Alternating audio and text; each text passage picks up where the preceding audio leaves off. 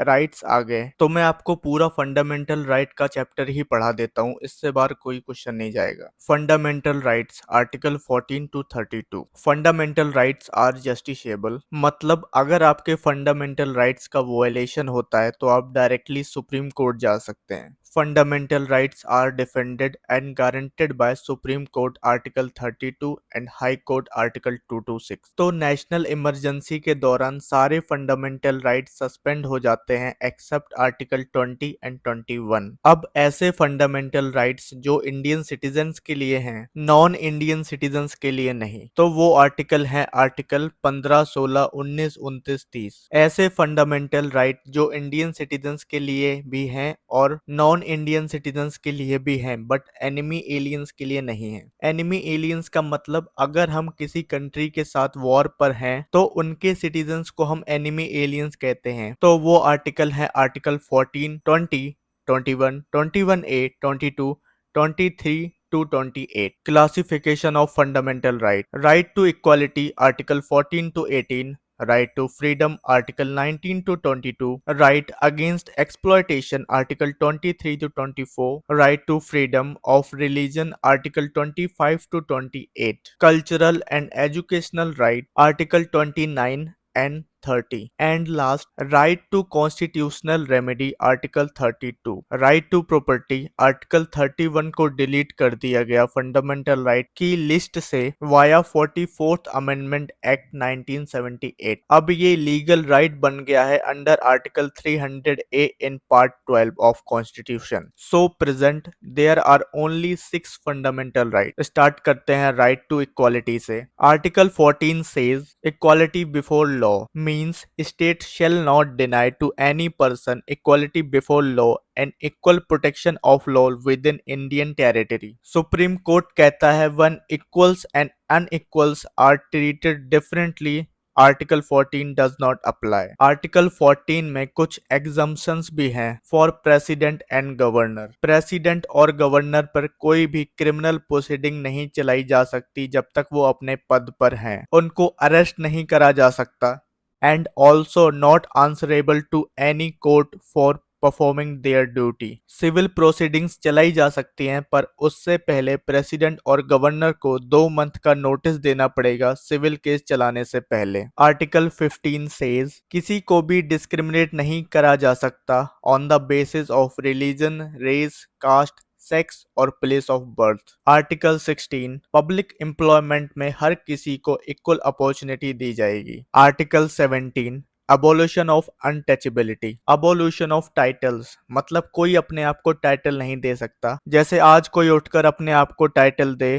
कि मैं महाराजा धीराज हूँ, अपने नाम के आगे सम्राट लगाने लग जाए, तो आर्टिकल 18 उसको ये सब करने से रोकता है एक्सेप्ट जैसे कि डिग्रीज लाइक डॉक्टर्स, इंजीनियर्स और मिलिट्री में जैसे कर्नल, लेफ्टिनेंट, उनको छोड़कर। अब आ जाते हैं हम राइट टू फ्रीडम पर। तो आर्टिकल 19 ने हमको 6 फ्रीडम दिए हैं। ये 6 फ्रीडम एग्जाम में पूछी जा सकती हैं, इसलिए ध्यान से देखो। First, freedom of speech and expression, freedom of assembly, freedom of association, freedom of professional trade, business etcetera. इसका मतलब हम कोई भी प्रोफेशन चुन सकते हैं अपने लिए, डॉक्टर बनना है या इंजीनियर बनना है एंड सो ऑन। कोई भी बिजनेस कर सकते हैं, कोई रोक नहीं है। फ्रीडम ऑफ रेसिडेंस, कहीं भी रह सकते हैं इंडिया में। And last but not the least, freedom of movement. Article 20 protection in respect of conviction of offence. इसमें 3 क्लॉज आते हैं। पहला, एक्स पोस्ट फैक्टो लॉ। इसका मतलब है किसी व्यक्ति को उस काम के लिए सजा नहीं दी जा सकती जो उस समय क्राइम नहीं था जब उसने वो काम किया हो। इसको एक एग्जाम्पल से समझो। एक हाइपोथेटिकल सिचुएशन लेते हैं, ठीक है। मान लो कि आपने 2015 में चोरी की, पर चोरी उस समय क्राइम नहीं था और 2018 में आ गया कि चोरी अब क्राइम है, तो आपको उठाकर जेल में नहीं डाल दिया जाएगा कि 2015 में तो किया था तूने। तो समझ आया? समझाने के लिए ही मैंने ये एग्जांपल लिया है, प्लीज दिल पर मत लेना। Clause second, double jeopardy. मतलब किसी भी व्यक्ति को एक ही क्राइम के लिए 2 बार पनिश नहीं किया जा सकता। मान लो कभी किसी ने किसी का मर्डर कर दिया, तो तब मर्डर के लिए 10 साल की सजा थी, उसने वो सजा भी काट ली। उसके कुछ साल बाद मर्डर के लिए फांसी की सजा हो गई। तो ये नहीं कि अब उसको बोलेंगे कि तुझे अब फांसी की सजा होगी। एक छोटा सा कैच याद रखना, ये जुडिशियल प्रोसीडिंग्स पर लागू होता है, डिपार्टमेंट इंक्वायरी पर नहीं। क्लॉज 3, प्रोटेक्शन अगेंस्ट सेल्फ इंक्रिमेशन, मतलब किसी भी एक्यूज्ड पर्सन को अपने खिलाफ गवाही देने के लिए मजबूर नहीं किया जा सकता।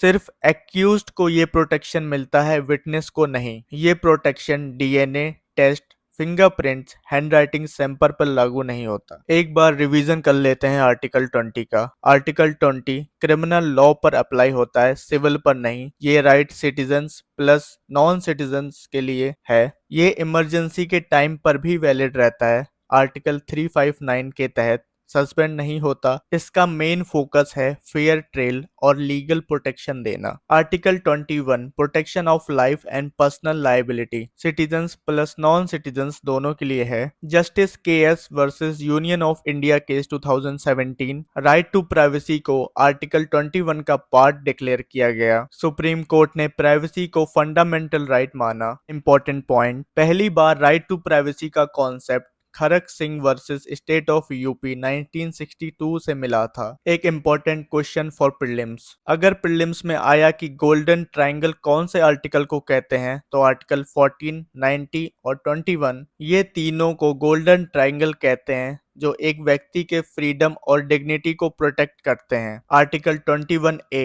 Right to elementary education, article 22 protection against arrest and detention in cases, first is punitive detention. Clause 1, किसी व्यक्ति को अरेस्ट करने पर उसे अरेस्ट का रीजन बताना जरूरी है और उसे अपने पसंद के वकील की मदद लेने का अधिकार है। क्लॉज 2, अरेस्ट होने के बाद 24 घंटे के अंदर मजिस्ट्रेट के सामने पेश करना होगा, वरना छोड़ना होगा। अगर 24 घंटे से ज्यादा रोकने के लिए मजिस्ट्रेट का अप्रूवल चाहिए। प्रिवेंटिव डिटेंशन, मतलब probability to make crime, detention not more than 3 months unless advisory board उसको एक्सटेंड कर दे। Right against exploitation, article 23, prohibition of human trafficking, prohibition of beggar and forced labor, article 23 citizens और non citizens दोनों पर लागू होता है। Article 24 prohibition of employment of children in factories below 14 year of age includes hazardous employment and mines as well. Right to freedom of religion, article 25 कहता है कि हर व्यक्ति को अपने धर्म को मानने, उसको प्रैक्टिस करने और उसका प्रचार करने का अधिकार है। ये सिटीजन्स और नॉन सिटीजन्स दोनों के लिए है, बट ये फ्रीडम एब्सोल्यूट नहीं है। इस पर कुछ रीजनेबल रिस्ट्रिक्शंस हैं, like public order, morality, health and other provisions related to fundamental right. Article 26 freedom to manage religious affairs. Article 27 कहता है कि आपको कोई ऐसा टैक्स देने के लिए मजबूर नहीं किया जा सकता जिसका पैसा सिर्फ एक रिलीजन के प्रचार या मेंटेनेंस में लगाया जाए। Article 28 freedom from attending religious worship in certain educational institute, right to culture and education, article 29 clause A, minorities की लैंग्वेज, स्क्रिप्ट, कल्चर को प्रोटेक्शन देता है, आर्टिकल 29। क्लॉज 2, किसी भी व्यक्ति को सिर्फ उसके धर्म, जाति या रेस की वजह से स्कूल या कॉलेज में एडमिशन से मना नहीं किया जा सकता। ये आर्टिकल 29 का वायलेशन है। Article 30 only to minorities, all minorities whether based on religion और language shall have the right to establish and administer educational institute for their choice। मतलब माइनॉरिटीज को यह अधिकार है कि वो अपने स्कूल, कॉलेज या एजुकेशनल इंस्टीट्यूट खुद बना सकते हैं और उसको अपने हिसाब से चला भी सकते हैं। Article 32 right to institutional remedy, right to move supreme court अगर आपके फंडामेंटल राइट वॉयलेट हुआ है। डॉक्टर BR अम्बेडकर ने कहा था कि constitutional remedy heart and soul of the constitution है। प्रीलिम्स में आ सकता है, इसलिए याद रखना। अब बात करते हैं डिफरेंट टाइप्स ऑफ रिट्स की। Supreme court can issue writs for any of the fundamental right. Constitutional remedy को सस्पेंड किया जा सकता है as per constitution by president during national emergency. एक बहुत इंपॉर्टेंट पॉइंट, सुप्रीम कोर्ट सिर्फ फंडामेंटल राइट्स के लिए इशू करता है writs, but high court fundamental plus legal right दोनों के लिए रिट्स इशू कर सकता है। ये भी प्रीलिम्स में आ सकता है, इसलिए इम्पोर्टेंट है, इसको नोट कर लेना कहीं। Writs borrowed from English law. Different types of writs are, first is habeas corpus meaning to have the body. अगर किसी व्यक्ति को इलीगल तरीके से अरेस्ट या डिट किया गया हो तो court court habeas corpus writ जारी करता है। Second is mandamus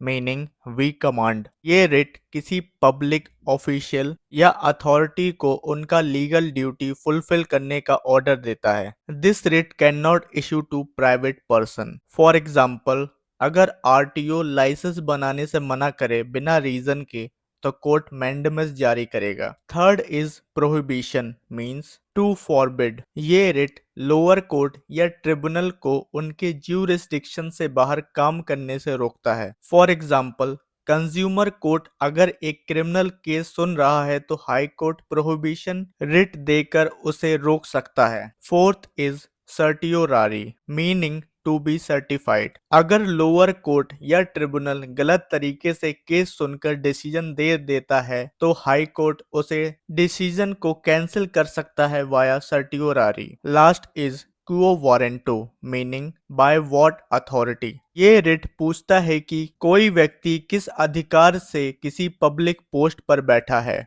for example, अगर कोई व्यक्ति बिना एलिजिबिलिटी के वाइस चांसलर बन गया है तो उसके खिलाफ क्वो वारंटो फाइल की जा सकती है। तो ये थे सारे फंडामेंटल राइट। अब फंडामेंटल राइट से कोई भी क्वेश्चन